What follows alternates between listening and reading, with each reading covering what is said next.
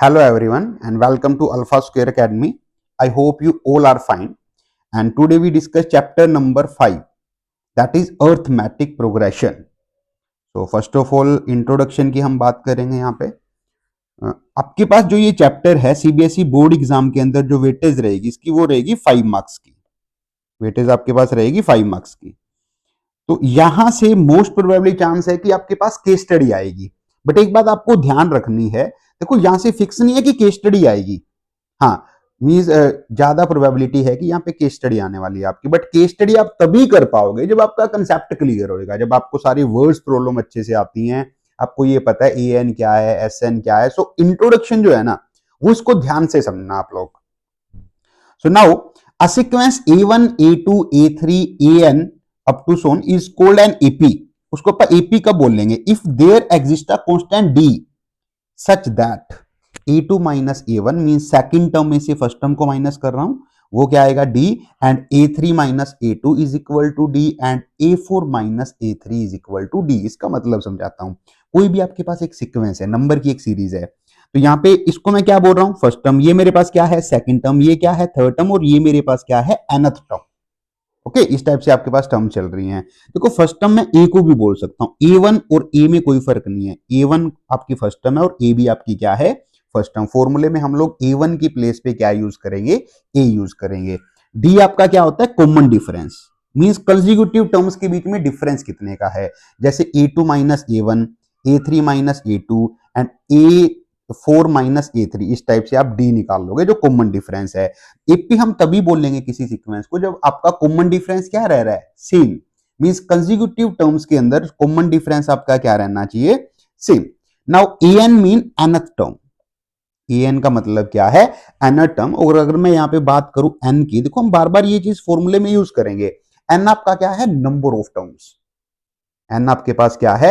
Number of terms को represent कर रहा है। जैसे A1 के लिए एन क्या है? 1, A2 के लिए एन क्या है? 2, A3 के लिए एन क्या है? 3। इस टाइप से ये चलता जा रहा है। अभी यहाँ पे मैं दो सीक्वेंस मैंने राइट किया है। फर्स्ट मेरे पास क्या है? 7, 11, 14 और 17। अब ये देखो इन दोनों के बीच में डिफरेंस कितने का है? 3 का। फिर कितने का है? 11 से 14 भी 3 का है और 14 से 17 भी कितने का है? 3 का। मींस यहाँ पे कॉमन डिफरेंस क्या होगा? 11 माइनस 7, 4। नहीं सॉरी, ये थोड़ा गलत लिख दिया मैंने यहाँ पे। ये आपके पास सीक्वेंस नहीं होगी। देखो यहाँ पे 7 और 11 कितने का डिफरेंस है? 4 का। 14 और 11 कितने का डिफरेंस है? 3 का। तो कॉमन डिफरेंस ही सेम नहीं है। कॉमन डिफरेंस सेम नहीं है तो ये आपकी एपी नहीं होगी, नोट एन एपी। ये आपके पास एपी नहीं है। सेकंड भी आपके पास एपी नहीं होगी। जैसे क्या है? 2, 7, 10, 17। 7 माइनस 2 क्या रहेगा? 5। 10 माइनस 7 क्या रहेगा? 3। देखो आपके पास क्या है? यहाँ पे कॉमन डिफरेंस सेम नहीं है तो ये भी एक एपी नहीं है। एक और मैं यहाँ पे सीक्वेंस लिख रहा हूं, जैसे मैं लिख रहा हूं 5, 9, 13, 17 चलती जा रही है। अभी देखो फर्स्ट टर्म क्या है? 5, देन क्या है? 9, देन क्या है? 13, देन क्या है? 17। इस केस के अंदर क्या है कि कॉमन डिफरेंस क्या रह रहा है? सेम। और कॉमन डिफरेंस कितने का है? 4 का। तो ये आपकी क्या होगी? एक एपी होगी। ये आपकी क्या रहेगी? एपी। इसमें फर्स्ट टर्म किसको बोलोगे? 5 को। कॉमन डिफरेंस क्या होगा? जितने का डिफरेंस है वो कैसे निकालोगे? 9 minus 5 that is equal to 4। तो कॉमन डिफरेंस इस केस में क्या रहेगा? 4। वो मींस बाकी हम जो है वो सम से कवर करेंगे जितना भी है। एक बार के लिए आपको इतना ध्यान रखना है। नाउ नेक्स्ट इज आपके पास यहाँ पे 3 फॉर्मूले रहते हैं। देखो पूरा का पूरा चैप्टर जो है, कंप्लीट जो चैप्टर है वो सिर्फ और सिर्फ 3 फॉर्मूलाज के ऊपर बेस्ड है। और वो 3 फॉर्मूलाज आपके पास क्या है? an is equal to a plus n minus 1 multiply d, then sn is equal to an का मतलब क्या है? nth term. an मींस आपके पास क्या है? nth term. a1 is equal to a plus n minus 1 multiply d, sn means क्या है? Sum of n term. अगर आपको जितनी भी टर्म्स का सम निकालना है आप निकाल सकते हो। सो sn is equal to n by 2 multiply 2a plus n minus 1 multiply d। ठीक है, ये दो फॉर्मूले हैं आपके पास। देन लास्ट भी आपके पास क्या है? एसएन का ही फॉर्मूला है, बट वो शॉर्ट फॉर्मूला है, वो आप तभी अप्लाई करोगे जब आपको फर्स्ट टर्म और लास्ट टर्म, मतलब आपको अगर एसएन निकालना है तो आपको nth टर्म पता होनी चाहिए, जिसको अपन लास्ट टर्म ही बोलेंगे उसके अकॉर्डिंग। तो ये आपके पास क्या है? n बाय में 2 multiply a plus a n, या फिर मैं इसको इस टाइप से भी लिख सकता हूं, s इज इक्वल टू किसी भी एपी का अगर मेरे को सम निकालना है सो n bye 2 multiply a plus l, where l is a last term. L आपके पास वहां पे क्या होगी, लास्ट टर्म। ये 3 फॉर्मूलाज है आपके पास, इसी के ऊपर पूरा का पूरा चैप्टर आपका रहेगा। क्लियर है ना, ये बात आपको ध्यान रखनी है। Now come to the first question. First question आपके पास क्या है, if x, 2x plus 9, 4x plus 3 are 3 consecutive terms of an AP, ये एक एपी की 3 कंसेक्यूटिव टर्म्स है, then the value of x is, तो कहता बताओ x की वैल्यू क्या होगी। मोस्ट इंपोर्टेंट, इस टाइप के सम बहुत बार आए हैं आपके पास। तो यहाँ पे देखो ये एपी है, a1 आपका क्या हो जाएगा x, a2 आपका क्या हो जाएगा 2x प्लस 9, और a3 आपका क्या हो जाएगा 4x प्लस 3। देखो अगर ये आपके पास 3 टर्म्स, 3 कंसेक्यूटिव टर्म है एक एपी की, इसका मतलब इसका कॉमन डिफरेंस क्या रहेगा, सेम। कॉमन डिफरेंस सेम का मतलब क्या हुआ कि a2 माइनस a1 जो है वो किसके इक्वल होएगा, a3 माइनस a2 के इक्वल होएगा। कॉमन डिफरेंस तो आप ऐसे ही निकालते हो ना, तो a2 minus a1 is equal to a3 minus a2। So a2 आपके पास क्या है, a2 है 2x प्लस 9 माइनस a1 क्या है x is equal to a3 क्या है 4x प्लस 3 माइनस a2 आपके पास क्या है 2x प्लस 9। अगर आप इस टाइप से सम करते हो ना, आपका सम गलत होएगा, ध्यान रखना। अभी यहां पे माइनस था तो मैंने माइनस तो लगा दिया, बट ये मेरे पास बाइनोमियल है, तो आप यहां पे ब्रैकेट का यूज करोगे, ब्रैकेट का यूज करोगे, क्योंकि माइनस जब ब्रैकेट के अंदर मल्टीप्लाई करेगा तो ये साइन क्या कर देगा, चेंज। तो आपके पास ये क्या रहेगा, 2x माइनस एक्स क्या आ जाएगा, x plus 9 is equal to 4x plus 3 minus 2x minus 9। Okay, अभी x वाली टर्म्स जो है वो एक साइड रख लेते हैं अपना। तो ये रहेगा x plus 9 is equal to 2x minus 2x क्या रहेगा 2x plus 3 minus 9 that is equal to minus 6। तो 9 प्लस 6, x वाली टर्म्स एक साइड रख लेते हैं और कांस्टेंट टर्म जो है हमारी वो एक साइड रखते हैं। तो 9 प्लस 6 आपके पास क्या हो जाएगा 15, 2x माइनस x आपके पास क्या रहेगा x, तो x की जो वैल्यू है वो क्या आएगी 15। So option D is correct, option D is correct. Now come to the next question, sum number second जो है आपके पास, the common difference of the AP, the common difference of the AP whose nth term is given by. आपसे common difference पूछ रहा है और आपको क्या गिवन है nth टर्म, मींस आपको क्या गिवन है an, en आपको गिवन है, आपको nth टर्म गिवन है। ओके, अगर en गिवन है तो मैं यहां से a1 निकाल सकता हूं, यानी अगर n के प्लेस पे मैं 1 पुट कर देता हूं तो मेरी क्या आ जाएगी फर्स्ट टर्म a1 आ जाएगा। सो 3 मल्टीप्लाई 1, देखो ये nth टर्म की एक्सप्रेशन गिवन है, ध्यान रखना।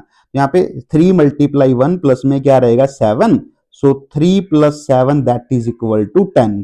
अभी अगर मैं बात करूं a2 की तो सेकंड टर्म भी निकाल सकता हूं, n के प्लेस पे क्या पुट कर दो 2, so 3 multiply 2 plus 7 that is equal to क्या रहेगा 6 प्लस में 7 क्या आ जाएगा आपके पास 13। ओके, अभी आपको क्या निकालना है कॉमन डिफरेंस d निकालना है। कैसे निकालते हैं, a2 में से a1 को क्या करोगे माइनस, सो 13 माइनस 10 आपके पास क्या रहेगा 13 minus 10 13 minus 10 is equal to 3। तो कॉमन डिफरेंस आपके पास क्या आएगा 3।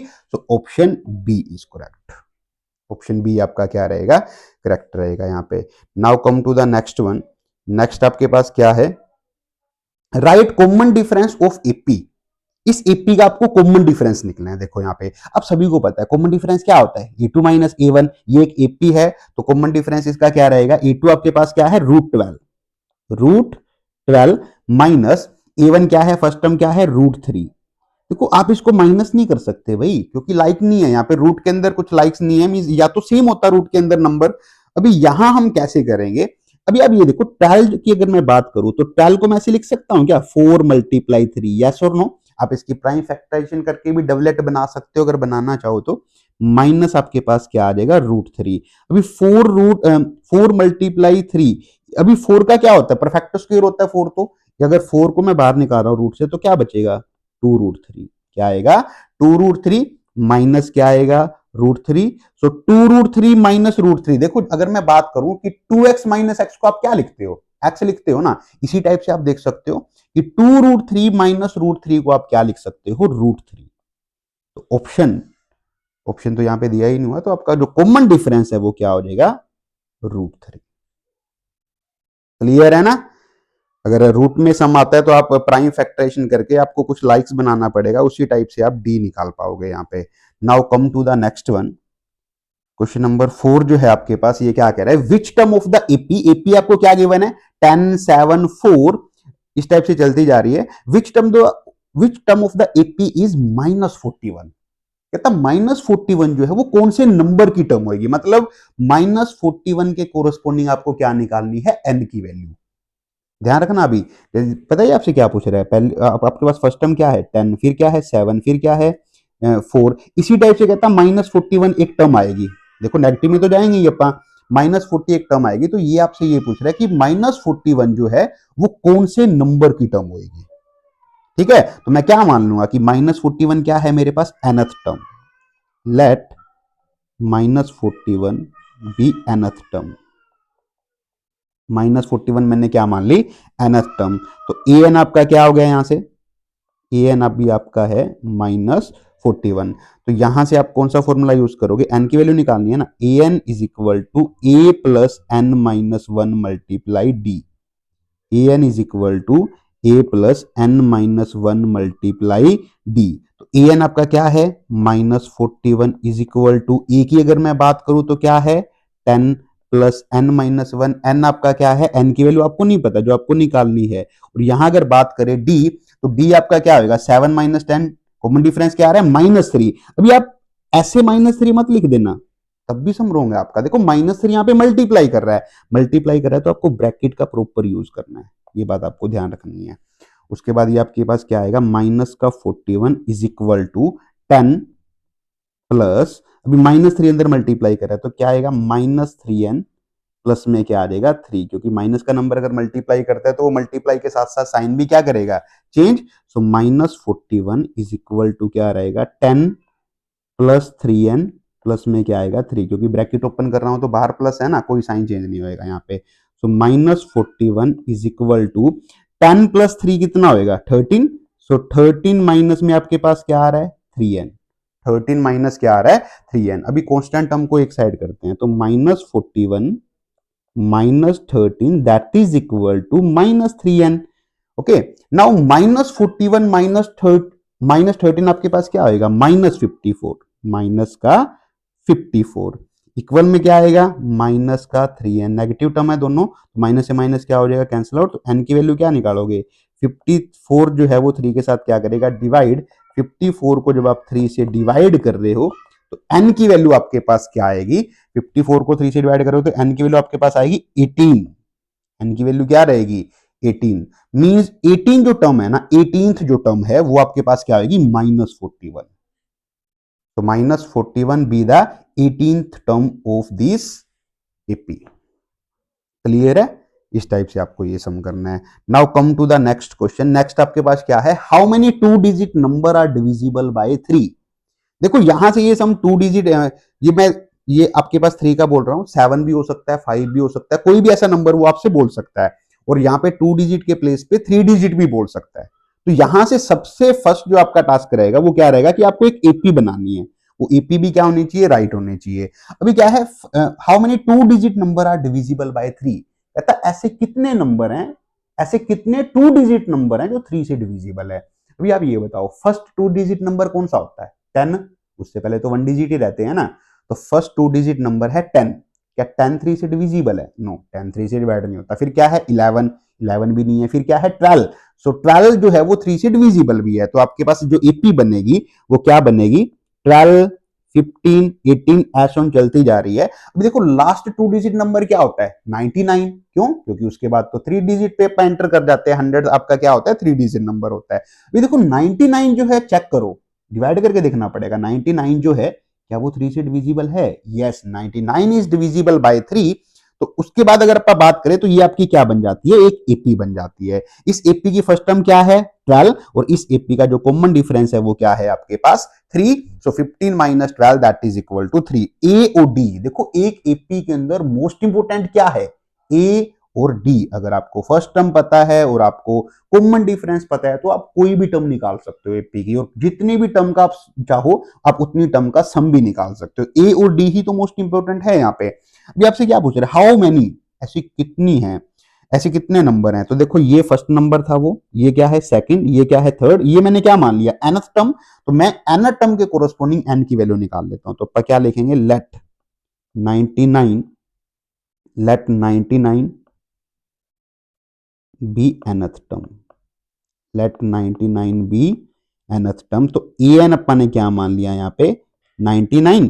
तो an वाला फॉर्मूला क्या होता है, a is equal to n plus one n a, an is equal to a plus n minus one multiply क्या है d। an आपके पास क्या है 99 इज इक्वल टू a आपके पास क्या है 12 प्लस n की वैल्यू आपको नहीं पता निकालनी है, और d आपके पास क्या है यहाँ पे 3। तो 12 अभी यहाँ पे प्लस का है, ट्रांसपोज के बाद क्या होगा माइनस, 99 में से 12 क्या होगा माइनस, सो n माइनस वन मल्टीप्लाई किससे कर रहा है 3 के साथ, तो ये आपके पास क्या रहेगा 87। अभी देखना यहाँ पे n माइनस वन जो है ना वो 3 के साथ मल्टीप्लाई कर रहा है, तो 3 अगर यहाँ पे मल्टीप्लाई कर रहा है तो आफ्टर ट्रांसपोज क्या करेगा डिवाइड। तो 87 को अगर मैं 3 से डिवाइड करूंगा तो आपके पास क्या रहेगा 29। तो n minus one value n की निकालनी है, सो 29 वन का ट्रांसपोज करूंगा किसका होगा प्लस का, तो n की वैल्यू आपके पास क्या आ जाएगी 30। इसका मतलब क्या होगा 32 digit number, 32 digit number divisible by 3। तो 30 ऐसे 2 डिजिट नंबर होंगे जो आपके पास 3 से क्या होंगे डिविजिबल। अब ये देखो इसका मतलब क्या हुआ कि जो 99 है ना वो कौन सी टर्म है 13th 30th टर्म है, 30वीं टर्म है। तो यहां पे देखो ये आपके पास लास्ट टर्म भी तो है, तो यहाँ पे आपके पास टोटल नंबर ऑफ टर्म्स जो है इस एपी के अंदर वो कितनी होगी 30 होगी। तो 32 digit number are divisible by 3। ये केस जो है 7 भी बोल सकता है वो, 5 भी बोल सकता है, और 2 डिजिट के प्लेस पे आपको 3 डिजिट भी बोल सकता है। Yes, now come to the question number 6। Find the ninth term from the end, from the end last से बोल रहा है वो, और आपको एपी क्या गिवन है 5 9 13 एंड लास्ट टर्म आपको यहाँ पे क्या गिवन है 185। Then from the last, but ये देखो अगर ये लास्ट ना बोलता, अगर बोलता find the ninth term of the AP, तो हम क्या लिख देते A9 को हम अगर फॉर्मूले के अकॉर्डिंग लिखे तो क्या लिखेंगे A9 is equal to A plus 8D। Okay, but ये क्या बोल रहा है नाइन्थ टर्म तो फाइंड करनी है बट फ्रॉम लास्ट। अगर लास्ट से इस टाइप से अगर आपसे सम पूछ रहा है तो आप क्या करोगे, first of all we write AP in reverse order, इसको रिवर्स ऑर्डर में लिखना शुरू कर दो। मतलब जो आपकी लास्ट टर्म है वो क्या बनेगी फर्स्ट टर्म, ठीक है। तो 185 लास्ट टर्म थी तो क्या बनेगी वो फर्स्ट टर्म। अभी देखो नंबर जो है ना वो 4 क्या कर रहा था इंक्रीज कर रहा था पहले, अभी 4 क्या करेगा डिक्रीज करेगा। तो आपके पास नेक्स्ट टर्म क्या होगी 181, देन क्या होगी 177। अभी यहां पे इस एपी के अंदर आपको रिवर्स करना है, अगर फ्रॉम एंड से वो पूछ रहा है तो फर्स्ट टर्म क्या आएगी 185, कॉमन डिफरेंस आपके पास क्या रहेगा -4। ओके, अभी आपको यहां से क्या निकालनी है नाइन्थ टर्म, तो बच्चे A9 को मैं क्या लिख सकता हूं an is equal to A plus n minus one multiply d के अकॉर्डिंग A9 आपका क्या हो जाता है A प्लस में 8D, A प्लस 8D। तो A आपके पास क्या है 185 प्लस 8 मल्टीप्लाई, अगर मैं D की बात करूं तो D आपके पास क्या है -4, सो 185 माइनस ये आपके पास क्या आ जाएगा 32, 8 multiply -4 that is equal to -32, and plus minus आपके पास क्या रहेगा यहाँ पे माइनस। देन 185 में से अगर हम माइनस करें 32 को तो आपके पास यहाँ पे क्या आ जाएगा 153, 153। सो 153 be the ninth term from the end of this AP. Okay, अभी नाइन्थ टर्म एंड से जो है लास्ट से वो आपके पास क्या आएगी 153, ठीक है। तो रिवर्स ऑर्डर आपको राइट करना होता है इस टाइप से।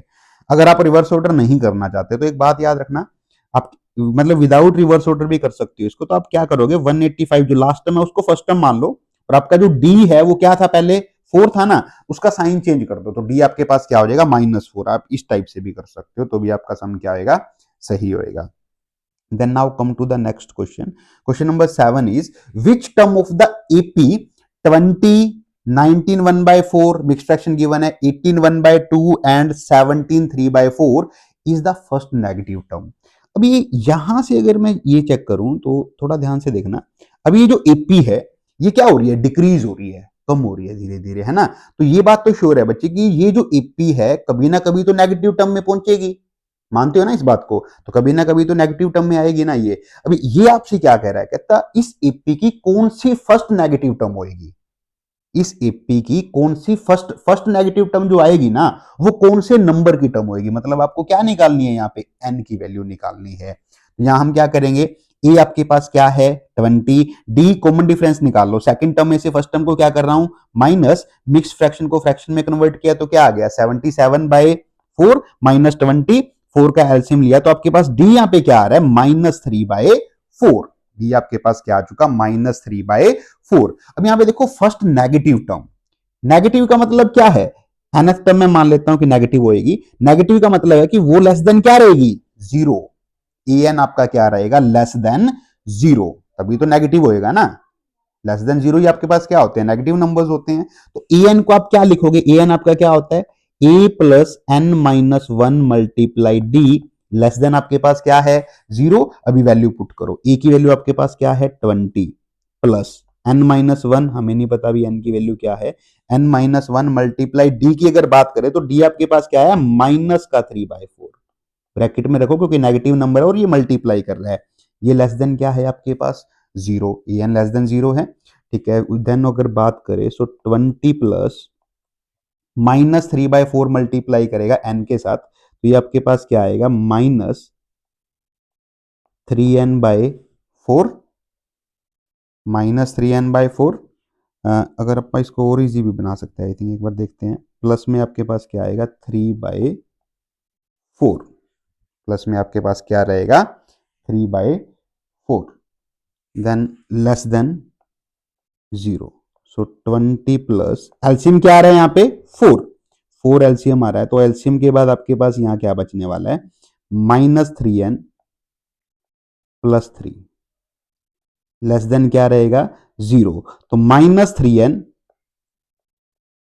प्लस 3 बाय में क्या आएगा 4, लेस देन आपके पास क्या आएगा -20, देखो 20 का मैंने अभी ट्रांसपोज कर दिया, 20 मेरे पास प्लस की एक टर्म थी तो ट्रांसपोज के बाद किसकी हो जाएगी माइनस की। अभी हम क्या करते हैं यहाँ पे 4 जो है यहाँ पे क्या कर रहा है कंप्लीट के साथ डिवाइड कर रहा है, तो ट्रांसपोज करूंगा तो क्या करेगा मल्टीप्लाई, सो -3n प्लस में क्या आएगा आपके पास 3 लेस देन -20 से 4 मल्टीप्लाई करेगा तो क्या बनेगा -80, सो -3n लेस देन -80, देखो प्लस का 3 भी है ना, 3 का ट्रांसपोज करता हूं तो किसका हो जाएगा माइनस का, तो आपके पास क्या रहेगा -3n लेस देन -83, ये आ गया आपके पास। अभी यहां पे एक बात आपको सीखनी है, देखो मैं माइनस से माइनस कट करूंगा ना तो जो इक्वालिटी का साइन है वो चेंज हो जाएगा।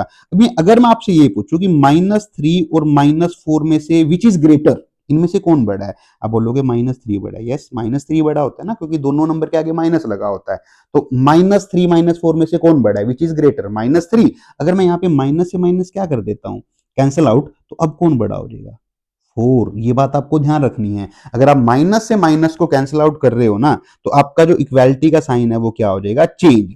तो सेम इसी टाइप से हम लोग अभी क्या करेंगे, देखो माइनस से माइनस आपने क्या किया कैंसिल आउट, तो अभी नेक्स्ट स्टेप में क्या होएगा n, ये जो इक्वालिटी का साइन है ये आपका क्या हो जाएगा चेंज, और ये आपके पास क्या आ जाएगा 83। अभी n की जो वैल्यू है वो क्या आएगी 83, 3n के साथ क्या कर रहा था मल्टीप्लाई, ट्रांसपोज के बाद क्या करेगा डिवाइड, सो n ग्रेटर देन 83 को जब आप डिवाइड करोगे 3 के साथ 83/3 दैट इज इक्वल टू 27.6 कुछ आ रहा है ना 27.6। अभी आप एक बात बताओ बच्चे n की जो वैल्यू है क्या वो पॉइंटों में हो सकती है क्या, अभी अगर सपोज करो अगर मैं बात करूं कि एक क्लासरूम के अंदर नंबर ऑफ स्टूडेंट कभी पॉइंटों में हो सकते हैं, यार 5.5 बच्चे बैठे हैं यहाँ पे तो हो ही नहीं सकता बच्चे, कभी भी ये चीज पॉसिबल ही नहीं है। तो अभी यहाँ पे देखो n की वैल्यू जो है ना वो नेचुरल नंबर रहेगी, proper natural number 1 2 3 4 5 6 proper natural number. अभी यहाँ पे देखो इसके कोरस्पॉन्डिंग n की वैल्यू क्या है 1, इसके कोरस्पॉन्डिंग क्या है 2, इसके कोरस्पॉन्डिंग 3, ये क्या है, तो वो तो पॉइंटों में हो ही नहीं सकती। ये क्या कह रहा है n इज ग्रेटर देन 27.6, 27.6 का मतलब क्या है कि 27.6 से ग्रेटर रहेगा n, इसका मतलब 27.6 से ग्रेटर नेचुरल नंबर कौन सा होता है 28, क्या होता है बच्चे आपका 28, so 28 be the first negative term. 28th be the first negative term of AP. Negative term of AP. Clear है, इंपॉर्टेंट सम है ये भी। तो अगर आपको नेगेटिव टर्म निकालनी है तो एन को आप क्या लेके चलो, लेस देन जीरो लेके चलो। एन क्या होता है, A plus N minus one multiply D, सारी वैल्यूज पुट कर दो। बट आपको यहां पे एक बात ध्यान रखनी है, जब माइनस से माइनस को कैंसिल आउट कर रहे हो ना यहाँ पे आगे, तो इक्वालिटी का साइन क्या हो रहा है बच्चे, चेंज हो रहा है। देखो इक्वालिटी का साइन क्या हो जाएगा, चेंज। वो मैंने आपको बताया भी है कि कैसे हुआ है। अभी n जो है वो ग्रेटर देन है 27.6। अभी कुछ बच्चे यहां तक सम को छोड़ जाते हैं। अगर ये सम 3 मार्क्स का है ना, तो आपको यहाँ पे 2 मार्क्स ही मिलने वाले हैं, क्योंकि बच्चे आपको अपने आंसर तो दिया ही नहीं ना, 27.6 बोल दिया आपने, तो इसका मतलब आपका कंसेप्ट क्लियर नहीं है। मतलब आपको यही नहीं पता कि n क्या होता है, नेचुरल नंबर होता है। तो n की जो वैल्यू है वो क्या आएगी, 28। So 28 be the first negative term of this AP. Now come to the next one. Find the middle term of the AP. इस एपी की मिडल टर्म निकालनी है आपको, बिल्कुल सेंटर की टर्म निकालनी है। ठीक है, जैसे मैं बात करूं, अगर मान के चलो किसी एपी में 5 टर्म्स है, तो उसकी मिडल टर्म कौन सी होगी, थर्ड टर्म होगी उसकी मिडल टर्म, क्योंकि 2 टर्म उससे पहले और 2 टर्म उसके बाद है। इसी टाइप से जब तक आपको ये नहीं पता होगा कि इसके अंदर टोटल नंबर ऑफ टर्म्स कितनी है, तो बच्चे आप मिडल टर्म थोड़ा ना निकाल पाओगे। तो सबसे पहले आपको ये जानना पड़ेगा कि टोटल नंबर ऑफ टर्म्स कितनी है इस एपी के अंदर। एपी आपको गिवन है, ए क्या हो जाएगा, फर्स्ट टर्म आपके पास 213, और आपके पास डी क्या होगा, -8। डी निकाल लोगे 205 में से। अगर मैं सेकंड टर्म में से फर्स्ट टर्म को माइनस करता हूं तो डी आपके पास क्या आ रहा है, -8। Now 37 be the last term. 37 आपके पास क्या है, लास्ट टर्म। तो मैं इसके कोरोस्पोंडिंग n की वैल्यू निकाल लेता हूं, उतनी ही मेरे पास क्या होंगी, नंबर ऑफ टर्म्स। ठीक है, तो 37 को अपन क्या लेट कर लेते हैं, nth term. Now an is equal to 37। तो an आपके पास क्या होता है, a plus n minus one multiply d, that is equal to 37। a आपके पास क्या है, ये है 213 plus n minus one, n की वैल्यू आपको नहीं पता, और डी आपके पास क्या है, -8, that is equal to 37। So n minus one multiply क्या हो रहा है, -8। सो 37 की अगर हम बात करें तो 213 जो है ना, यहाँ पे क्या था, प्लस का था। जब ट्रांसपोज करोगे तो किसका हो जाएगा, माइनस का। ट्रांसपोज करोगे तो किसका रहेगा, माइनस का। तो ये आ जाएगा n माइनस वन मल्टीप्लाई क्या है, -8। और अगर आप यहां पे 37 माइनस 213, देखो नेगेटिव नंबर बढ़ा है यहाँ पे, तो साइन किसका आएगा, माइनस का। नंबर जो है वो माइनस का ही रहेगा आपके पास। तो ये क्या आ जाएगा, -176। अभी हम क्या करेंगे, n माइनस वन के साथ ये बताओ, -8 क्या कर रहा है, मल्टीप्लाई। तो इसका ट्रांसपोज करेंगे तो क्या करेगा, डिवाइड। नेगेटिव से नेगेटिव क्या हो जाएगा, कैंसिल आउट। तो 176 के साथ जब आप डिवाइड कर रहे हो 8 को, तो आपके पास क्या आ रहा है, 22। क्या आ रहा है, 22। बट आपको किसकी वैल्यू निकालनी है, n की। अभी n के साथ -1 है, -1 का ट्रांसपोज करोगे तो आपके पास किसका हो जाएगा, प्लस का। तो n आपके पास कितना आ जाएगा, 23। सो 23 be the total number of terms, be the total number of terms. इस एपी में टोटल नंबर ऑफ टर्म्स कितनी है, 23। अभी देखो ओड नंबर ऑफ टर्म्स है। अगर ओड नंबर ऑफ टर्म्स है ना, तो उसमें मिडल टर्म सिर्फ एक ही होगी, बट आप इसको 2 से डिवाइड नहीं कर सकते।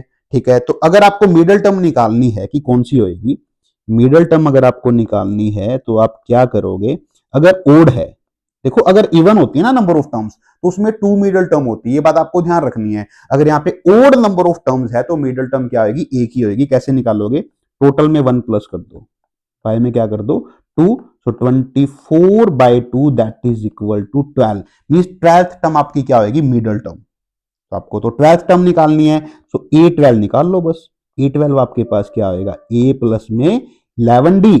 ए क्या है, 213 प्लस में 11 मल्टीप्लाई, और डी आपके पास क्या है, -8। सो ये आ जाएगा 213 देन -88। तो 213 को -88 अगर आप माइनस करते हो तो ये आपके पास आएगा 125। ये क्या रहेगा आपके पास, 125। तो ये इसकी क्या होगी, मिडल टर्म। और कौन से नंबर की होगी, 12th टर्म इसकी मिडल टर्म रहेगी। फाइंड द मिडल टर्म, आपसे टर्म का पूछा गया था ना, तो ये क्या आएगा, 125 with the middle term of this AP. तो सबसे पहले आपको ये पता लगाना है कि टोटल नंबर ऑफ टर्म्स कितनी है। 2 केस हो सकते हैं, इवन भी हो सकती है, ओड भी हो सकती है। अगर odd number of total terms हैं तो आपके पास एक ही मिडल टर्म रहेगी। अगर इवन है तो 2 रहेंगी, वो दोनों टर्म्स आपको निकालनी पड़ेगी। Now come to the next one. Sum number 9 की अगर हम बात करें तो ये है आपके पास, if the mth term of an AP is 1 by n and the nth term of an AP is 1 by m, then show that its mnth term is 1। तो इसकी mnth टर्म जो रहेगी, mnth टर्म जो रहेगी वो आपके पास क्या होगी, 1 होगी। ये आपको शो करना है। तो सबसे पहले मैं लेके चलता हूं am, मतलब mth टर्म आपके पास क्या है, 1 by n। देखो am को अगर मैं लिखूं फॉर्मूले के अकॉर्डिंग तो ये क्या लिखा जाएगा, a plus m minus 1 multiply d that is equal to 1 by n। And nth term आपके पास क्या है, 1 by m। तो फॉर्मूले के अकॉर्डिंग an को क्या लिखते हैं, a plus n minus 1 multiply d that is equal to 1 by m। Now call it equation number 1 and equation number 2। ये दो इक्वेशन तो आपको बनानी ही बनानी है। ये 2 इक्वेशन आपने बना ली। उसके बाद आपको क्या करना है, उसके बाद आपको ये करना है कि इक्वेशन 2 को सब्ट्रैक्ट कर दो 1 में से। इक्वेशन 2 को मैं सब्ट्रैक्ट कर रहा हूं किसमें से, 1 में से। तो इक्वेशन 1 लिख रहा हूं पहले मैं यहां पे, a plus m minus 1 multiply D.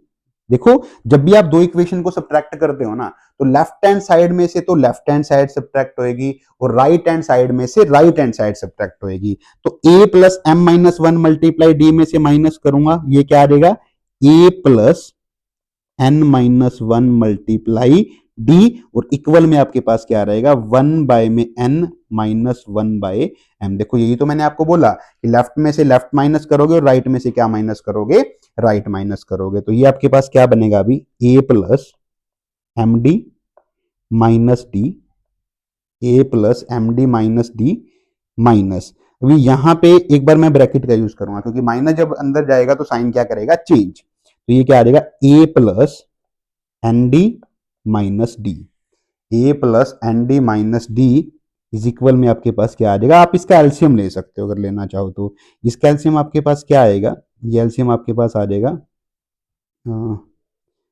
N M और एम माइनस एन। ये एलसीएम लेने के बाद आ गया यहाँ पे। अभी उसके बाद नेक्स्ट हम क्या करेंगे, A plus M D minus D. अब माइनस जब ब्रैकेट के अंदर जाएगा तो साइन क्या करेगा, चेंज। ये किसका हो जाएगा, माइनस का, और एन डी भी आपके पास किसका हो जाएगा, माइनस का, और डी किसका हो जाएगा, प्लस का। ये आपके पास आ जाएगा minus a minus n d plus d is equal to आपके पास क्या रहेगा, एम माइनस एम बाय में एम एन। अब यहां देख लो कुछ कट हो रहा है क्या, देखो डी से डी कैंसिल आउट हो रहा है, डी से डी कट कर दिया, ए से ए भी हो रहा है क्योंकि दोनों नंबर सेम है, साइन क्या है, अपोजिट। अभी यहां अगर आप बात करें m D minus n d, यहाँ पे कॉमन क्या है, डी। डी अगर मैं कॉमन ले लेता हूं तो आपके पास क्या बचेगा, m minus n that is equal to m minus n divide by में क्या आ जाएगा, एम एन। अब ये देखो एम माइनस एन डी के साथ क्या कर रहा है, मल्टीप्लाई, ट्रांसपोज करेंगे तो किसमें आएगा, डिवाइड में। ऊपर भी क्या है, एम माइनस एन, तो ये क्या हो जाएगा, कैंसिल आउट। तो मैं यहीं पे कैंसिल आउट कर देता हूं, ठीक है। कैंसिल आउट किया तो डी आपके पास क्या आ गया, डी आपके पास आ गया 1 बाय में एम एन। ये आपके पास क्या आ गया, 1 बाय में एम एन। इसको पुट कर दो, अभी किसी भी इक्वेशन में पुट कर सकते हो, मैं इक्वेशन नंबर 1 में पुट कर रहा हूं क्योंकि मेरे को ए की वैल्यू भी तो चाहिए ना। पुट इन इक्वेशन 1, इक्वेशन 1 में पुट कर रहे हैं। तो इक्वेशन 1 आपके पास क्या है, ए प्लस एम माइनस 1, और डी की वैल्यू क्या है, 1 बाय में एम एन, इक्वल में आपके पास क्या है, 1 बाय में एन। ये है। तो यहां पे डी की वैल्यू पुट करने के बाद अभी ए की वैल्यू निकाल लेते हैं। सो ए प्लस, अभी एम मल्टीप्लाई करेगा 1 बाय, इसको मल्टीप्लाई कर ही देते हैं एक बार अंदर, आपको अच्छे से समझ आ जाएगा। एम बाय में एम एन माइनस क्या आ जाएगा, 1 बाय में एम एन, और इक्वल में आपके पास क्या रहेगा, 1 बाय में एन। ये आ गया आपके पास। अभी हम क्या करते हैं यहां से, ए प्लस, देखो एम से एम क्या हो रहा है, कैंसिल आउट, क्या बचेगा, 1 बाय एन माइनस क्या आ जाएगा, 1 by m n is equal में क्या आ गया, 1 बाय एन। अभी देखना प्लस 1 बाय एन यहाँ पे भी है, लेफ्ट साइड में भी है, और 1 बाय एन आपका जो है वो राइट साइड में भी है। दोनों के साइन क्या है, सेम। तो आप यहाँ पे इनको कैंसिल आउट कर सकते हो। अगर आप ट्रांसपोज करके कर रहे हो तो ट्रांसपोज करके कर रहे हो। देखो 1 बाय एन यहाँ पे प्लस का है, ट्रांसपोज के बाद किसका हो जाएगा, माइनस का, तो वो भी तो क्या हो जाएंगे, जीरो हो जाएंगे। तो यहाँ पे ए की वैल्यू अगर मैं माइनस 1 बाय एम एन का ट्रांसपोज करूं तो ए क्या आ जाएगा, 1 बाय में एम एन, ठीक है। अभी आपके पास देखना डी की वैल्यू भी आ चुकी और ए की वैल्यू भी आ चुकी। ध्यान रखना ये डी भी क्या आया है, 1 बाय एम एन, और ए भी क्या आया है, 1/mn। तो अभी आपको क्या निकालनी है, mnth टर्म, ये टर्म निकालनी है। तो फॉर्मूले के अकॉर्डिंग इसको मैं कैसे लिखूंगा, a mn is equal to A plus mn-1 multiply d. ठीक है, ये टर्म मेरे को निकालनी है, मेरे को शो करना है कि ये 1 के इक्वल होगी। ए की वैल्यू बताओ क्या है, 1/mn। ओके, प्लस ये मेरे पास क्या है, mn-1, और डी क्या है, 1/mn। Okay, now 1/mn plus, अगर ये मल्टीप्लाई कर रहा है तो mn बाय में क्या आ जाएगा, mn माइनस 1 में क्या आ जाएगा, mn। ठीक है, ब्रैकेट के बाहर क्या है, प्लस है ना, तो आप सभी को पता है प्लस जो है वो साइन चेंज नहीं करता। तो आपके पास ये क्या आ जाएगा, ये तो कैंसिल आउट ही हो गया, क्या आ जाएगा, 1 प्लस का 1 माइनस क्या आ जाएगा आपके पास, -1/mn। देखो 1/mn प्लस का भी है, 1/mn माइनस का भी है, तो ये दोनों आपके पास क्या हो जाएंगे, कैंसिल आउट। तो आपके पास जो mnth टर्म है वो क्या आ जाएगी बच्चे, 1। यही तो आपको शो करना था, यही आपको शो करना था। तो ध्यान रखना, ये भी सम आपका मोस्ट इंपोर्टेंट है एग्जाम पॉइंट ऑफ व्यू से। अगर हम देखें तो mth टर्म गिवन है, nth टर्म गिवन है, तो आपको ये शो करना है। क्लियर है ना, थोड़ा देख लेना यहाँ पे कैसे ये सम किया हमने। Now come to the next one. Next question आपके पास क्या है, divide 56 in 4 parts in AP. 56 को 4 पार्ट में डिवाइड करो, वो किसमें होने चाहिए, एपी में, such that ratio of the product of there extremes. Now what do you mean bye extremes. अब यहां पे देखो, एक्सट्रीम्स का मतलब भी बताता हूं, to the product of means. Means का मतलब होता है मिड टर्म, मतलब बीच की टर्म जो होती है। एक्सट्रीम क्या होता है, एंड टर्म, फर्स्ट और लास्ट टर्म की वो बात कर रहा है। एक्सट्रीम का मतलब फर्स्ट और लास्ट टर्म, मीन जो बाहर की टर्म्स है। मीन्स का मतलब होता है इंटीरियर, मीन जो अंदर की टर्म है, जो मिडल टर्म आप उसको बोल सकते हैं।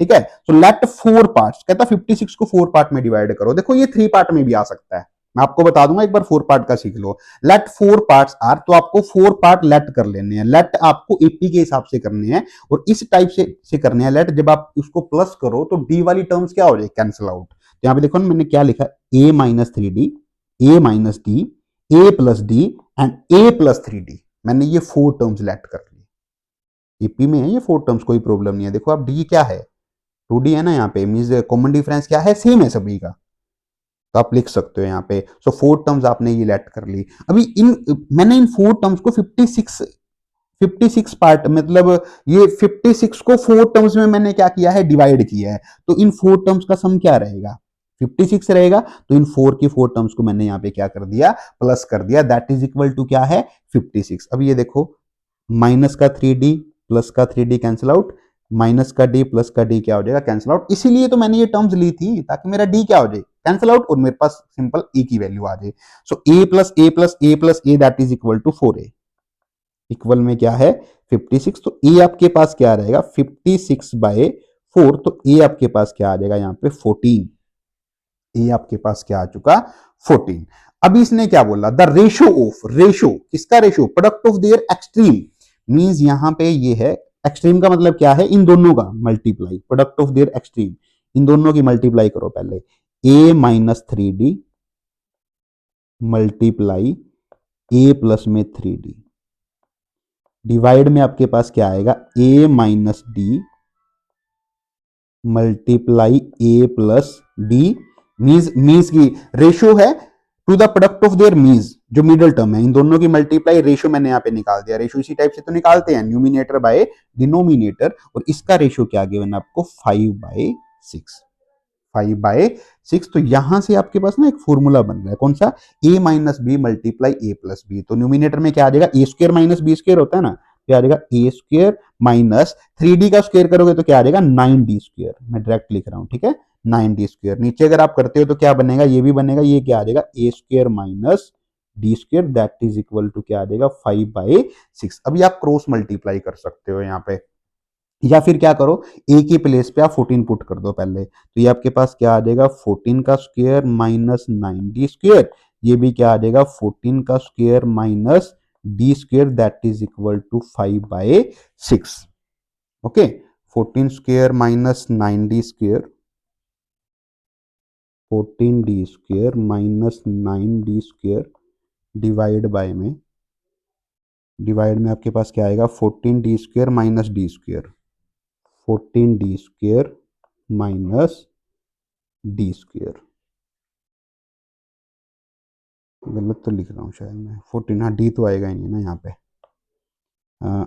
डी को रब कर दो बच्चे, डी आपका यहाँ से नहीं आएगा, ये डी नहीं आएगा, ठीक है। तो आपके पास ये रहेगा 14 स्क्वेयर माइनस ये क्या है 5/6, क्रॉस मल्टीप्लाई करता हूँ, ये देखो 14 का स्क्वेयर आपके पास क्या होता है 196 माइनस 9d स्क्वेयर आ गया। अभी यहां अगर हम बात करें तो ये क्या रहेगा 196 माइनस क्या आ गया d square, that is equal to 5/6। अभी क्रॉस मल्टीप्लाई कर दो इसको, तो 6 आपके पास मल्टीप्लाई करेगा किसके साथ, 6 मल्टीप्लाई करेगा आपका 196 माइनस 9d स्क्वेयर, और 5 मल्टीप्लाई करेगा 196 माइनस 9d स्क्वेयर के साथ। अभी 196 को अगर आप 6 से मल्टीप्लाई करते हो, 196 को अगर हम 6 से मल्टीप्लाई करेंगे तो क्या आएगा 1176, 1176 माइनस, यहां से कॉमन तो नहीं ले सकते थे ना, ना ठीक है, माइनस 9 को 6 से मल्टीप्लाई करेंगे तो क्या आएगा 54, 54d स्क्वेयर इक्वल में आपके पास क्या रहेगा 196 को अगर आप 5 से मल्टीप्लाई करते हो, 196 multiply 5 that is equal to 980, 980 minus क्या आ जाएगा 5d स्क्वेयर।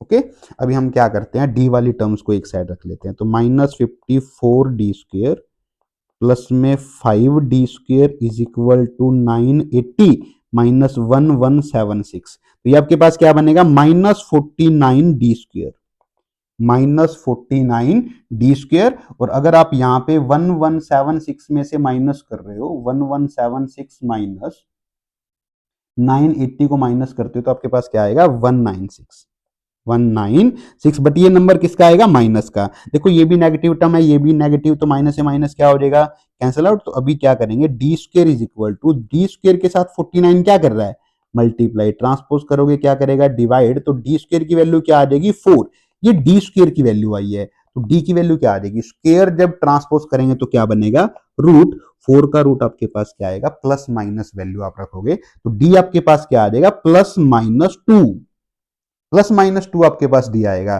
तो एक बार आप प्लस पुट करोगे और एक बार आप माइनस पुट करके वैल्यूज निकालोगे, ठीक है। जैसे इस टाइप से if d is equal to 2, अगर आपका डी 2 है तो आपने क्या टर्म लेट की थी a minus 3d, a plus D, sorry a minus d, a plus D and a plus में 3d। अब a के प्लेस पे क्या रखोगे 14 और d के प्लेस पे क्या रखोगे 2, so 14 minus 3 multiply 2 comma 14 minus 2 comma 14 plus 2 comma 14 plus में 3 मल्टीप्लाई 2, तो आपका यहाँ पे क्या नंबर बनेगा ये आपका बनेगा 2, ये आपका क्या बनेगा सॉरी 14 माइनस नो सॉरी 6, ये आपका नंबर आएगा 6, और ये आपके पास क्या रहेगा 12, ये आपके पास क्या रहेगा 16, और ये आपके पास क्या रहेगा 20, ये आपके पास क्या रहेगा 20, ये 4 नंबर आ गए।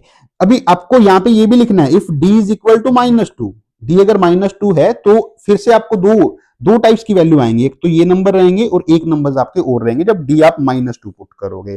तो ध्यान रखना कैसे आ सकता है, और ये सम किस टाइप से आ सकता है, वो ये भी बोल सकता था कि 3 पार्ट में, जब आपको 3 पार्ट में डिवाइड करने के लिए बोल रहा है तो पता आप क्या करोगे, आप वहां पे ये ऊपर देखना भी ध्यान से, आप कौन कौन से नंबर लेट करोगे, फिर आप ये लिखोगे कि a minus D coma A and A plus D, ये 3 नंबर लेट कर लोगे, इनका जैसे ही सम करोगे तो डी से डी क्या हो जाएगा कैंसिल आउट, ए की वैल्यू आपको मिल जाएगी। जैसे ही आपको ए की वैल्यू मिल रही है तो सेम वो कुछ उसके बाद एक और कंडीशन देगा, जैसे इसमें दी हुई है ना प्रोडक्ट ऑफ इट्स एक्सट्रीम का रेशियो दिया हुआ है किसके साथ प्रोडक्ट ऑफ इट्स मीन्स के साथ, तो आपने यहाँ पे ratio yes now come to the question number 11, in an AP if Sn is equal to n multiply 4n plus 1 then find the AP। इस बार आपको ना Sn गिवन है बच्चे, Sn की एक्सप्रेशन गिवन है, क्या गिवन है n मल्टीप्लाई 4n प्लस 1, और आपको क्या निकालने के लिए बोल रहा है AP, तो कहता बताओ इसकी AP क्या बनेगी।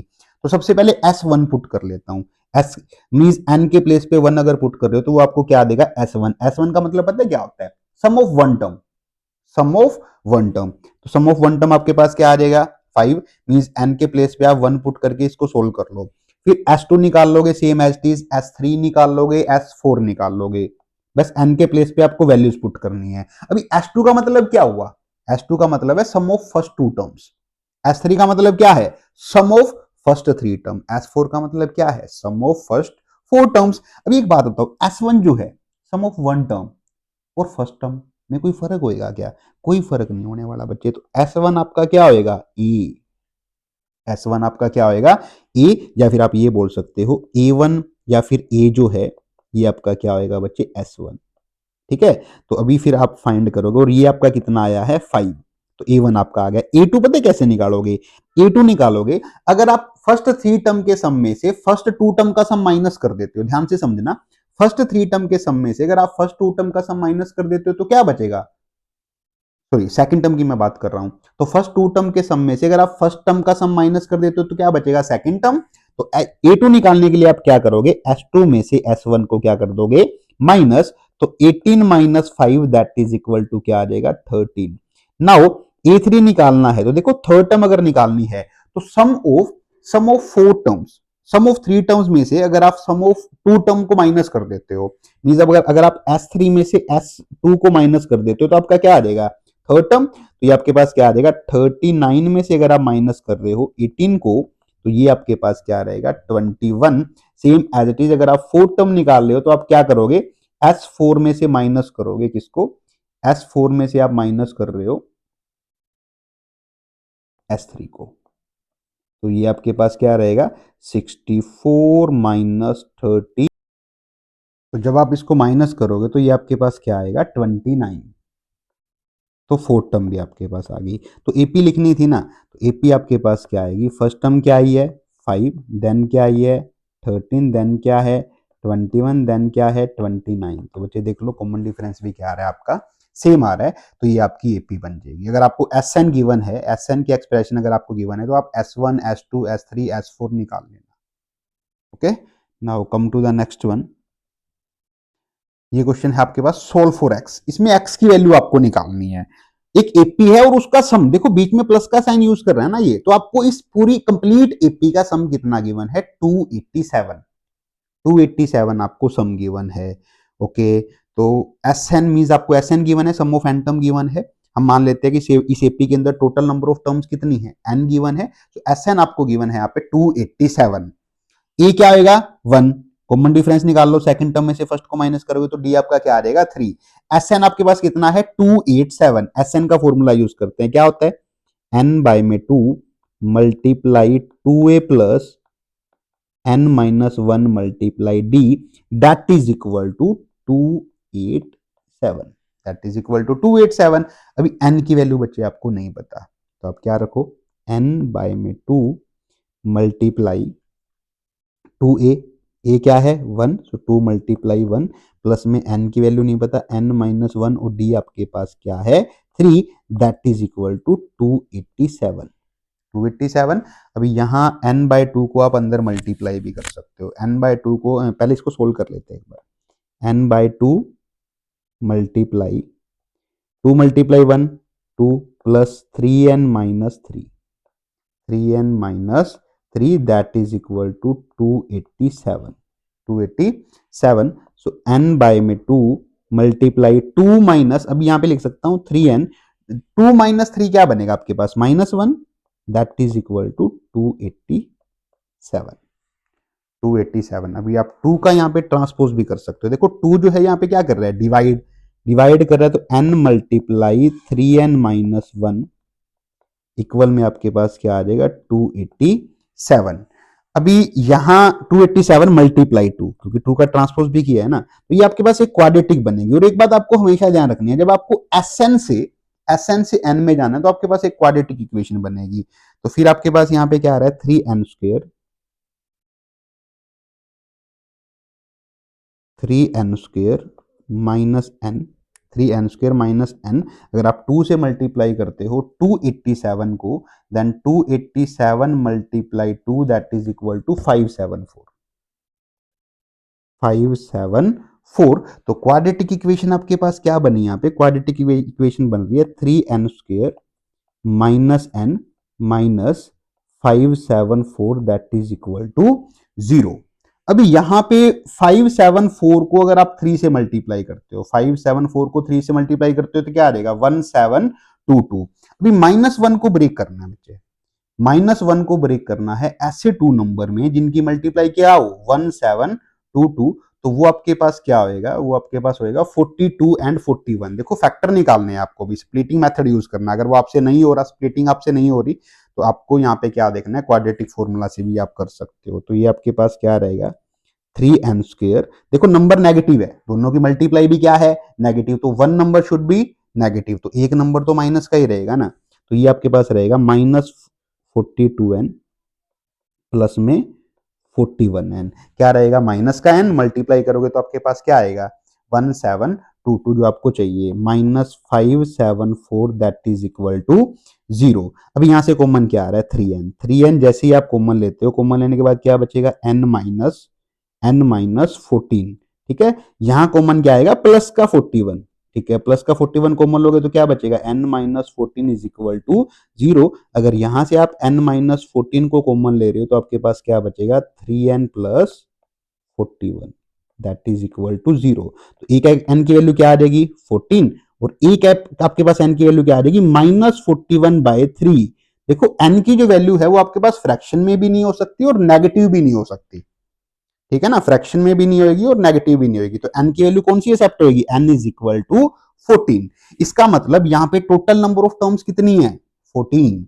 ओके, नाउ आपके पास लास्ट टर्म आपको क्या गिवन है x, इसका मतलब ये है कि आपको 14 टर्म जो है वो क्या गिवन है x, आपको वैल्यू तो x की निकालनी है ना। 14 टर्म को आप क्या लिख सकते हो a प्लस में 13d, 14 टर्म को आप क्या लिख सकते हो a14 को लिख सकते हो a प्लस में 13d। तो a आपके पास क्या है 1 प्लस में 13 मल्टीप्लाई d आपके पास क्या है 3, d आपके पास है 3, तो आपको x की वैल्यू निकालनी है, तो x इज इक्वल टू क्या आ जाएगा 1 प्लस में 39, तो x की जो वैल्यू है वो आपके पास क्या आएगी 40, x की वैल्यू आपके पास क्या आएगी 40।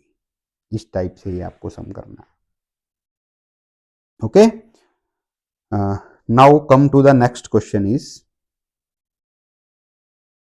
नेक्स्ट क्वेश्चन है आपके पास इन एन एपी 5, 12, 19, एक एपी है आपके पास हैज 50 टर्म, इस एपी के अंदर टोटल टर्म्स कितनी है 50 टर्म है 20 एपी के अंदर। Okay, find its last term, इसकी लास्ट टर्म फाइंड करनी है, कर देंगे। And find the sum of its last 15 term, last 15 term का सम निकालना है। देखो फर्स्ट 15 टर्म का सम निकालना होता तो सिंपल फॉर्मूला है आपके पास, उसी टाइप से आप कर सकते हो, Sn इज इक्वल टू, कुछ आपको चेंज नहीं करना, बट लास्ट 15 टर्म का सम पूछ रहा है बच्चे, तो लास्ट 15 टर्म का सम आप कैसे निकालोगे। देखो यहाँ पे मैं जस्ट आपको हिंट दे रहा हूं, इस सम का करना आपको अपने आप है, कैलकुलेशन है जस्ट यहाँ पे। तो ए आपके पास क्या आ जाएगा 5, डी आपके पास क्या आ जाएगा 7। अभी इसमें कितनी टर्म है टोटल 50, तो लास्ट टर्म निकालनी है, तो इसका मतलब क्या निकालना आपको A50 निकालना है, अभी 50वीं टर्म निकालनी है। तो A50 को आप क्या लिखोगे A प्लस में 49D, A प्लस में 49D। तो A आपके पास क्या है 5 प्लस 49 मल्टीप्लाई डी आपके पास क्या है, डी आपके पास है यहाँ पे 7, तो ये आ जाएगा 5 प्लस 49 को जब आप मल्टीप्लाई करोगे 7 के साथ, तो 47 को 9 से मल्टीप्लाई करोगे तो क्या आ जाएगा 343, 343। तो आपके पास जो 15th टर्म रहेगी, 50th टर्म आपके पास जो रहेगी वो क्या आ जाएगा 348, ये आपके पास आ जाएगी 50वीं टर्म। फिर ये क्या कह रहा है सेकंड में, ये पूछ रहा है find the sum of its last 15 term, last 15 term का सम निकालना है। तो पता है आप कैसे निकालोगे, या तो आप ऑर्डर को रिवर्स करो, आपके पास यही कंडीशन बचती है, ठीक है, या फिर ऑर्डर को रिवर्स करो, या आप कैसे निकाल सकते हो sum of last 15 term,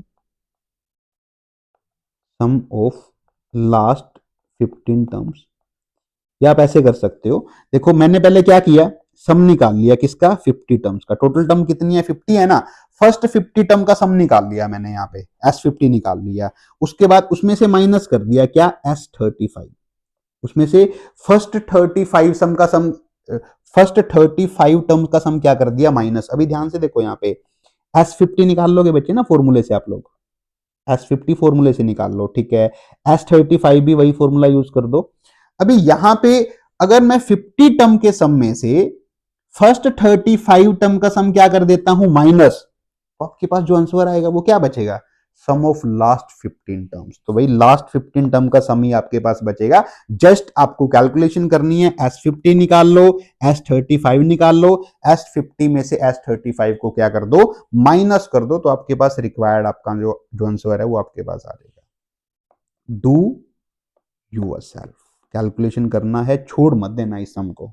last 15 term का सम आप एक तो इस वे से निकाल सकते हो, एक आप ऑर्डर को रिवर्स करके निकाल सकते हो। आपको स्टार्टिंग से ऑर्डर रिवर्स करके लिखना पड़ेगा, फिर आप फर्स्ट 15 टर्म के हिसाब से भी निकाल सकते हो। Yes, now come to the question number 14।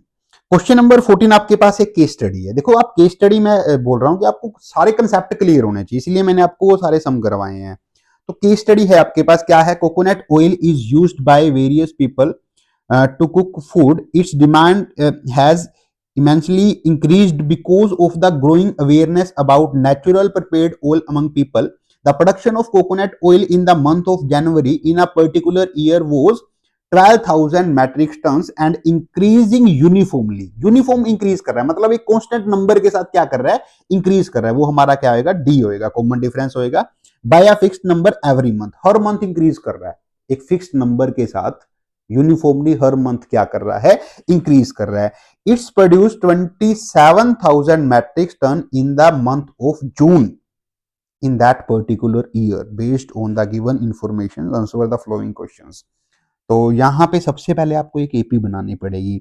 जनवरी के मंथ का डेटा गिवन है, एक ईयर का डेटा गिवन है, तो फर्स्ट मंथ कौन सा होता है, जनवरी होता है ना। The production of coconut oil in the month of January that is equal to first term, मैं इसको ए काउंट कर सकता हूं, और ये आपके पास क्या है, 12,000।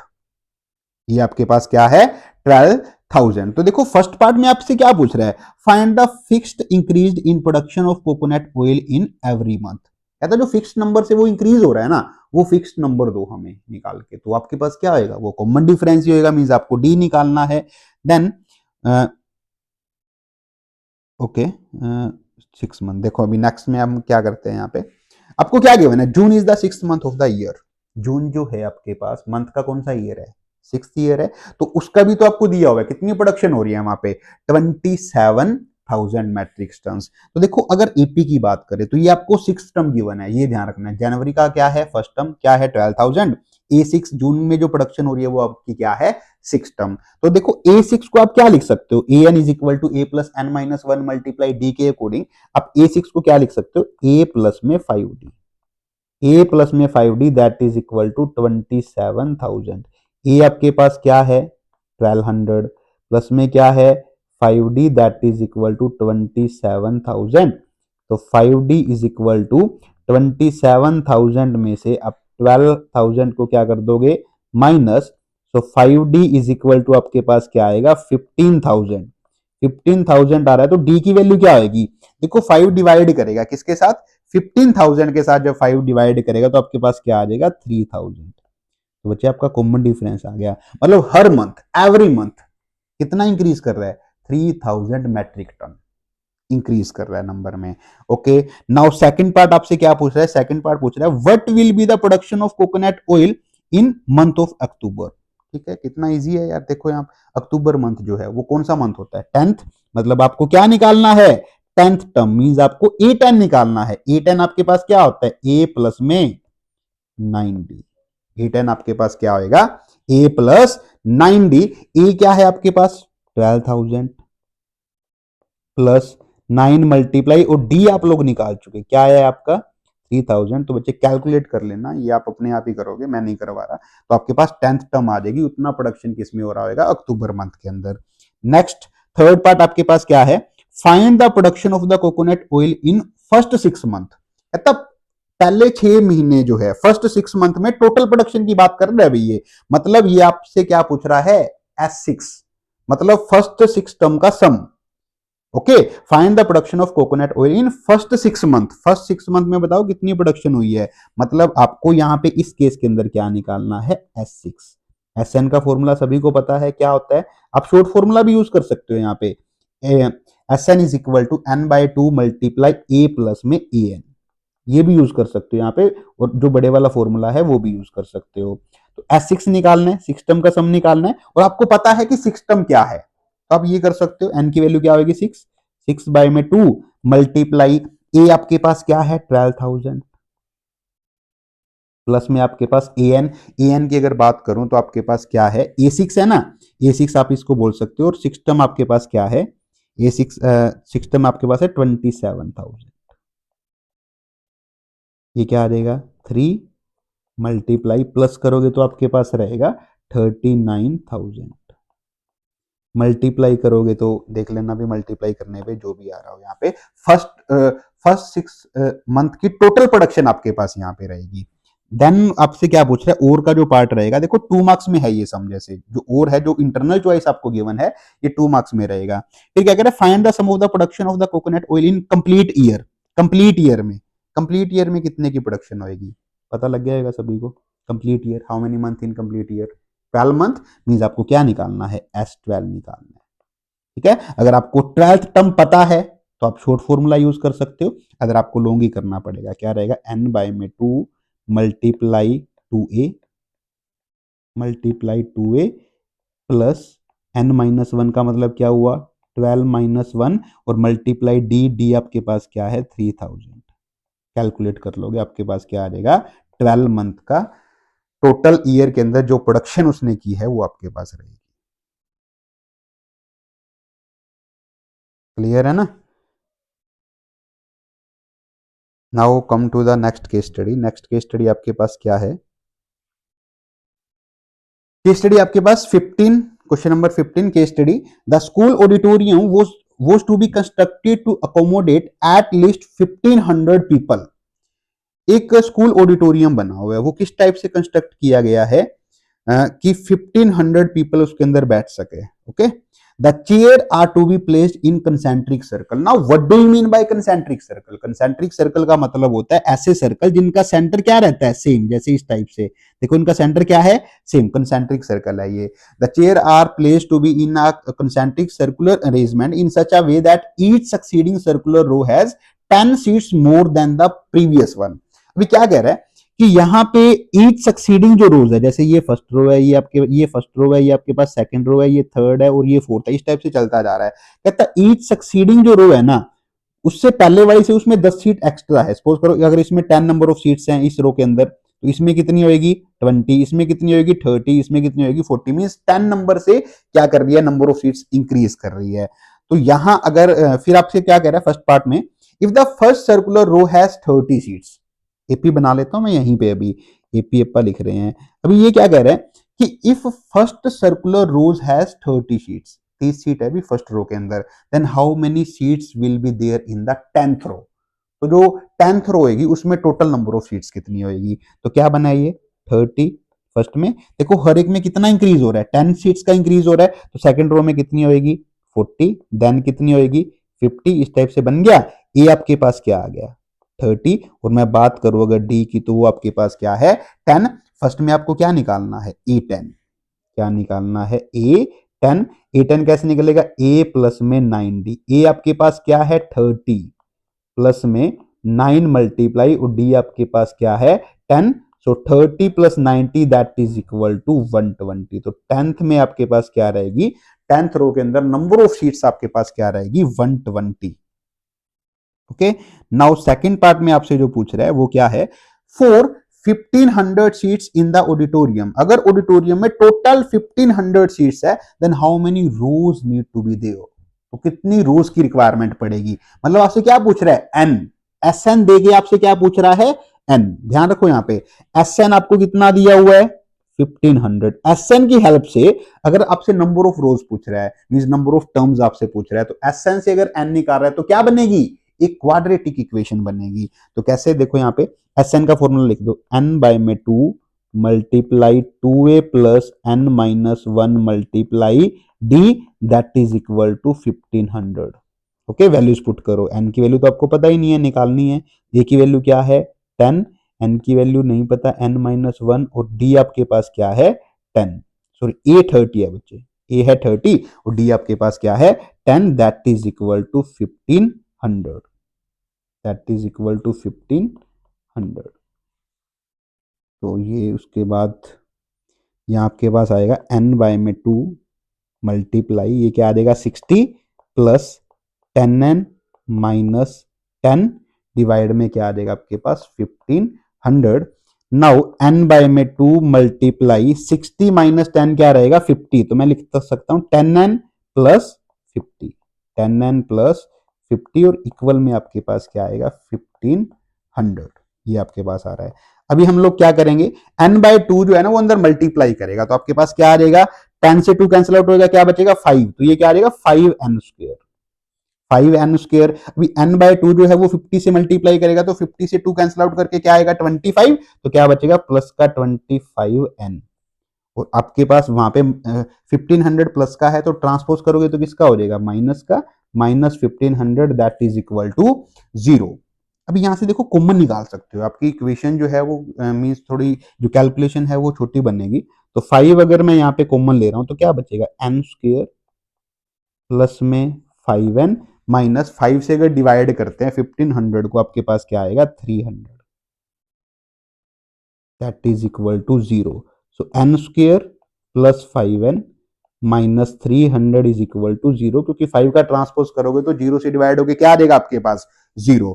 अभी प्लस 5 को ब्रेक करना है ऐसे टू नंबर्स में जिनकी मल्टीप्लाई क्या आनी चाहिए माइनस 300, माइनस 300 मल्टीप्लाई, मतलब मल्टीप्लाई क्या आ रही है नेगेटिव, तो एक नंबर आपके पास क्या आएगा बच्चे माइनस का रहेगा, माइनस का रहेगा तो देखो यहाँ पे क्या आएगा क्या आ रहा है 20 एंड 15, सो प्लस का 20n माइनस में क्या आ रहा है 15n minus 300 that is equal to 0। n अगर मैं कॉमन ले रहा हूं तो क्या बचेगा n प्लस 20 माइनस 15 कॉमन लेंगे तो क्या बचेगा n plus 20 is equal to 0। अब यहाँ पे n प्लस 20 अगर आप कॉमन ले रहे हो तो क्या बचेगा n minus 15 is equal to 0। एक तो n की वैल्यू क्या आएगी -20 और एक आपके पास n की वैल्यू क्या आएगी 15। अभी आपको ये पता है n जो है वो नेगेटिव भी नहीं हो सकता, फ्रैक्शन भी नहीं हो सकता, तो नंबर ऑफ रोज आपके पास कितनी आएंगी 15 नंबर ऑफ रोज आपके पास रहेंगी। नंबर ऑफ रोज कितनी रहेंगी 15 नंबर ऑफ रोज आपके पास आएंगी। देन पार्ट थर्ड की अगर आप बात करें तो पार्ट थर्ड में आपसे क्या पूछ रहा है, पार्ट थर्ड में आपसे पूछ रहा है if there are 17 rows in the auditorium, अगर ऑडिटोरियम में 17 रोज हैं, ठीक है, अगर ऑडिटोरियम में 17 रोज हैं, then how many seats will be there in the middle row. ठीक है, तो बताओ भी मिडल रो के अंदर आपके पास कितनी नंबर ऑफ सीट्स रहेंगी। मिडल रो के अंदर देखो अगर 17 सीट्स हैं, 17 सीट्स हैं तो मिडल रो आपके पास कौन सी बनेगी 17 प्लस 1, 17 प्लस 1 बाय में 2 आपके पास क्या आ जाएगा 18 बाय में 2 क्या आ जाएगा 9। इसका मतलब नाइन्थ मींस आपको क्या निकालना है A9, क्या निकालना है आपको A9, मतलब नाइन्थ टर्म आपको निकालनी है। अभी निकाल लेना, क्या बनेगी आपके पास A प्लस में 8D, कि अगर 17 है तो मिडिल टर्म कौन सी बनेगी 9 ही बनेगी ना, तो 9 टर्म आपको निकालनी है, क्या आएगी A प्लस 8D, A और D की क्या कर देना वैल्यू पुट। अभी मैं आपको एक यहाँ पे पार्ट स्किप कर गया बच्चे, सेकंड का और वाला पार्ट देख लो एक बार। सेकंड का और जो पार्ट है आपके पास, सेकंड का और जो पार्ट है वो क्या है, if 1500 seats are to be arranged in the auditorium then how many seats will be still left to put after 10th row। कहता है 10th रो के बाद कितनी और नंबर ऑफ सीट्स रहेंगी, 10th रो के बाद कितनी नंबर ऑफ सीट्स और पुट करनी रहेंगी, कितनी नंबर ऑफ सीट्स रहेंगी आफ्टर 10th रो, आफ्टर 10th रो। तो इसका आंसर जो आपके पास रहेगा ना वो क्या रहेगा, देखो टोटल नंबर ऑफ रोज कितनी आई थी हमारे पास 15, तो अपन S15 अगर अपन कर देते हैं, या फिर आपको पता ही है कि टोटल नंबर ऑफ सीट्स आपके पास कितनी है, टोटल नंबर ऑफ सीट्स जो है वो आपके पास क्या है 1500, टोटल नंबर ऑफ सीट्स कितनी है 1500 माइनस अभी 10th रो के बाद, 10th रो के बाद कहता कितनी नंबर ऑफ सीट्स और रह जाएंगी, S10 इसमें से क्या कर देंगे माइनस, मींस टोटल सीट्स कितनी थी 1500 और फर्स्ट 10 रोज के अंदर टोटल नंबर ऑफ सीट्स क्या होगी S10, अगर उसको टोटल में से S10 को माइनस करता हूं तो बाकी क्या रहेगी आफ्टर 10th रो ही रहेंगी ना, तो ये आप कैलकुलेट कर लेना अभी जो भी आपका आंसर रहेगा यहाँ पे। क्लियर है ना, सिंपल सी बात ये है कि ये लास्ट 5 टर्म्स का सम आपसे पूछ रहा है इस केस के अंदर। Yes, now come to the question number 16. The house in a rows are numbered consecutive from 1 to 49. House number लिखे हुए हैं 1 to 49 कंजिक्यूटिव है, जैसे 1 2 3 4 अप टू कहां तक जा रहा है ये 49 तक जा रहा है। Show that there exist a value of x such that sum of number of houses preceding the houses number x is equal to the sum of the number of houses following x। इसका मतलब समझो पहले तो क्या है बच्चे, एक AP बन गई 1 से लेके 49 तक। फिर ये कह रहा है एक बीच में ना x एक ऐसा नंबर आएगा, एक s, एक हाउस नंबर x ऐसा होएगा जिसके पीछे जितने भी हाउस नंबर है ना उनका सम किसके इक्वल होएगा, और x के बाद जितने भी हाउस नंबर है उनके सम के इक्वल होएगा। क्लियर है ना? मतलब first x minus one term का सम किसके इक्वल होएगा, x के बाद जितनी भी टर्म्स है ना उन सभी के सम के इक्वल होएगा। तो बताओ x की वैल्यू क्या होगी, ऐसा हाउस नंबर कौन सा होएगा। अच्छा सम है। तो हम इस केस में क्या करेंगे, सबसे पहले आप क्या करो, मैं आपको एक हिंट दे रहा हूं, यहां पे ध्यान से समझना। आप क्या करोगे, ये जो है आपके पास, आप इसका देखो a क्या हो जाएगा यहाँ पे 1, और डी क्या हो जाएगा, वो भी क्या हो जाएगा 1। फर्स्ट टर्म भी 1 है और डी भी क्या है 1 है आपका। तो मैं सबसे पहले निकाल लेता हूं एस एक्स वन।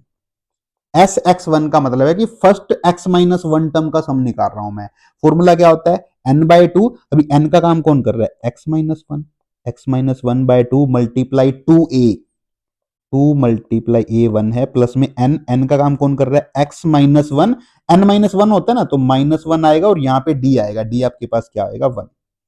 ये आ गया आपके पास यहाँ पे। तो इसको देखो भी क्या आएगा, ये एक्स माइनस वन बाय में टू मल्टीप्लाई टू प्लस, ये क्या रहेगा 2 प्लस एक्स माइनस टू, क्योंकि 1 से मल्टीप्लाई करके तो सेम रहेगा, 2 से 2 क्या हो गया आपका कैंसिल आउट। तो यहां से आपके पास क्या आ जाएगा, S x minus one bye में टू मल्टीप्लाई क्या आ जाएगा एक्स, ये आपके पास आ जाएगा। ठीक है, ये आपके पास क्या है S x minus one. Okay, अभी आप क्या निकाल लोगे यहां से, अभी आप एस एक्स भी निकाल सकते हो, एस एक्स निकाल लो एक बार, या फिर क्या करो एस 49 निकाल लेते हैं, पहले 49 टर्म का सम निकाल लेते हैं। 49 टर्म का सम आपके पास क्या होएगा, n by two 49 by two multiply two a multiply one, 49 minus one multiply d b क्या है 1। सो 49 बाय में टू मल्टीप्लाई टू प्लस में 48, 48 मल्टीप्लाई वन आपके पास क्या आ जाएगा 48। तो ये आपके पास बनेगा 49 मल्टीप्लाई, देखो 2 प्लस 48 क्या बनेगा 50, 50 को 2 से कैंसिल आउट करूंगा तो क्या आ जाएगा 25। तो आपके पास S49 जो है, जब आप 49 को मल्टीप्लाई करोगे 25 के साथ, 49 multiply 25 that is equal to 1225, 1225। ये आपने निकाल लिया। फिर हमें हमें यहाँ पे ये भी निकालना है एस एक्स क्या आएगा, एस एक्स ये क्या आएगा, एक्स बाय में टू मल्टीप्लाई टू ए plus X minus one multiply D. तो ये आपके पास आएगा एक्स बाय में टू मल्टीप्लाई टू प्लस क्या आएगा X minus one. X minus one की अगर आप बात करें तो ये आपके पास कुछ रहेगा एक्स बाय में टू मल्टीप्लाई में आपके पास क्या आएगा, टू माइनस वन आपके पास क्या बनेगा 1। सो 1 प्लस एक्स आप यहाँ पे लिख सकते हो, 1 प्लस एक्स आपके पास ये रहेगा। ठीक है, अभी कंडीशन देखनी है अभी ध्यान से। अभी देखो जो मैं लिखूंगा वो आपके पास हो सकता है आपको हिंट में भी गिवन हो। कहता है इनका सम जो है ना वो इसके इक्वल होएगा। अभी देखो लास्ट ये वाली टर्म का सम आप कैसे निकालोगे, देखो S49 में से एस एक्स को क्या कर दोगे माइनस, तो लास्ट एक्स के बाद वाली टर्म का सम आ जाएगा आपके पास। तो हम लोग यहाँ पे क्या लिखेंगे कंडीशन के अकॉर्डिंग, मैं लिख रहा हूं एस एक्स वन किसके इक्वल होएगा, S49 माइनस एस एक्स। हो सकता है ये आपको हिंट में भी गिवन हो, ये भी आपको ध्यान रखना है। तो आपने तीनों निकाल रखे हैं, बस आपको पुट करने हैं। तो आपके पास क्या है एस एक्स माइनस वन की अगर मैं बात करूं तो वो आपके पास है x minus one by two multiply x, x minus one x by में आपके पास क्या है 2, और ये आपके पास क्या है 1225 माइनस ये आपके पास एक्स बाय में 2 मल्टीप्लाई 1 प्लस में क्या है एक्स। अभी यहाँ पे मल्टीप्लाई अगर करते हैं, बाय में 2 है तो ये आपके पास क्या आ जाएगा एक्स स्क्र बाय टू लिख सकता हूँ, by x square by two minus x by two, minus x by two is equal to 1225 minus ये क्या आ जाएगा एक्स बाय टू, और माइनस आपके पास क्या रहेगा minus x square by two, minus x square by two. अब यहाँ पे ये देखो सेम टर्म जो है एक्स बाय टू प्लस का है, ये माइनस का है, और एक्स बाय टू यहाँ भी माइनस का, और दोनों अपोजिट साइड में, एक लेफ्ट में है एक राइट में है, तो क्या हो जाएगा यहाँ पे कैंसिल आउट। ठीक है, तो यहां अगर आप बात करें तो एक्स स्क्र बाय टू का ट्रांसपोज करेंगे तो क्या हो जाएगा प्लस का x square by two equal में क्या आ जाएगा 1225 5 1 2 2 5 का मतलब यहां से ये है कि 2x², सॉरी, जब आप एलसीएम लेते हो 2 तो क्या बचेगा, x² plus x² is equal to 1 2 2 5, तो ये रहेगा 2x²। 2x² बाय में क्या आएगा, 2 इज इक्वल टू 1 2 2 5, 2 से 2 क्या हुआ, कैंसिल आउट, x की वैल्यू निकालोगे, स्क्वायर का ट्रांसपोज करोगे, क्या बनेगा, square root. But square root जो है ना, वो आपके पास प्लस माइनस दोनों की वैल्यूज लेके आएगा। ठीक है, तो आपके पास रूट क्या होता है इसका, ये इसका रूट होता है 35, सो प्लस माइनस 35। बट आपको पता है यहाँ पे x क्या है, एक वैल्यू है ना, पॉजिटिव वैल्यू, n का काम कर रहा है यहाँ पे, तो हाउस नंबर कभी नेगेटिव नहीं हो सकता, तो आपके पास यहाँ पे क्या आएगा, 35 ऐसा हाउस नंबर होएगा जिसके आगे के हाउसेस का सम और पीछे के हाउसेस का सम क्या रहेगा, इक्वल। मोस्ट इंपोर्टेंट पता है क्या है यहाँ पे, मोस्ट इंपोर्टेंट ये बात समझनी है बच्चे आपको, अगर आपको ये समझ आ जाता है तो आप सम कर लोगे यहाँ पे कि एस एक्स माइनस वन का मतलब क्या हुआ, एक्स से पहले वाले हाउसेस का सम आ गया। अभी एक्स के बाद वाले हाउस का सम कैसे निकालोगे आप S49 में से एस एक्स को क्या करोगे, माइनस, ये तीनों वैल्यूज आपने निकाल ली, बस पुट करो, देन गेट योर आंसर।